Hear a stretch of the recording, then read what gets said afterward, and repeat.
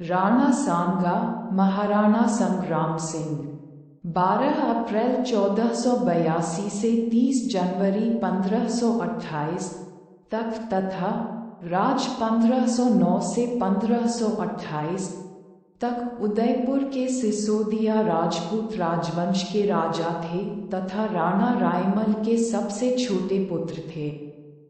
परिचय। महाराणा संग्राम सिंह महाराणा कुंभा के बाद सबसे प्रसिद्ध महाराजा थे। मेवाड़ में सबसे महत्वपूर्ण शासक। इन्होंने अपनी शक्ति के बल पर मेवाड़ साम्राज्य का विस्तार किया और उसके तहत राजपूताना के सभी राजाओं को संगठित किया। राणा रायमल की मृत्यु के बाद 1509 में राणा सांगा मेवाड़ के महाराणा बन गए। राणा सांगा ने अन्य राजपूत सरदारों के साथ सत्ता का आयोजन किया। राणा सांगा ने मेवाड़ में 1509 से 1528 तक शासन किया, जो आज भारत के राजस्थान प्रदेश में स्थित है। राणा सांगा ने विदेशी आक्रमणकारियों के विरुद्ध सभी राजपूतों को एक किया। राणा सांगा सही मायनों में एक वीर योद्धा व शासक थे जो अपनी वीरता और उदारता के लिए प्रसिद्ध हुए। इन्होंने दिल्ली, गुजरात व मालवा मुगल बादशाहों के आक्रमणों से अपने राज्य की रक्षा की। उस समय के वह सबसे शक्तिशाली राजा थे।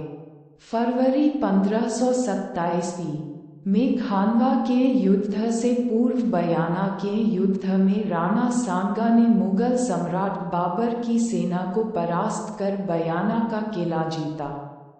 खानवा की लड़ाई में हसन खां मेवाती राणाजी के सेनापति थे। युद्ध में राणा सांगा के कहने पर राजपूत राजाओं ने पाती पेरवन परंपरा का निर्वहन किया। बयाना के युद्ध के पश्चात 16 मार्च 1527 में खानवा के मैदान में राणा सांगा घायल हो गए। ऐसी अवस्था में राणा सांगा जी को युद्ध मैदान से बाहर निकलना पड़ा और उनकी जगह उनके परम मित्र राज राणा अजजा झाला ने ली। उन्होंने अपनी वीरता से दूसरों को प्रेरित किया। इनके शासनकाल में मेवाड़ अपनी समृद्धि की सर्वोच्च ऊंचाई पर था।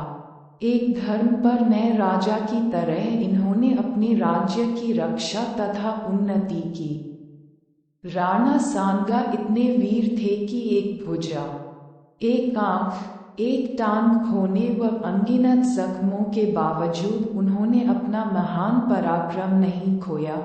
सुल्तान मोहम्मद शाह मांडू के युद्ध में हराने व बंदी बनाने के बाद उन्हें उनका राज्य पुनः उदारता के साथ सौंप दिया। यह उनकी बहादुरी को दर्शाता है। खानवा की लड़ाई में राणाजी को लगभग 80 घाव लगे थे, अतः राणा सांगा को सैनिकों का भग्नावशेष भी कहा जाता है। बाबर भी अपनी आत्मकथा में लिखता है कि राणा सांगा अपनी वीरता और तलवार के बल पर अत्यधिक शक्तिशाली हो गया है। वास्तव में उसका राज्य चित्तौड़ में था।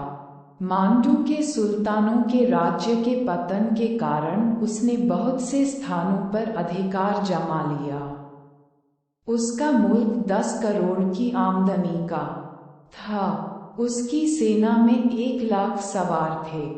उसके साथ 7 राव और 104 छोटे सरदार थे। उसके 3 उत्तराधिकारी भी यदि वैसे ही वीर और योग्य होते तो मुगलों का राज्य हिंदुस्तान में जमने न पाता।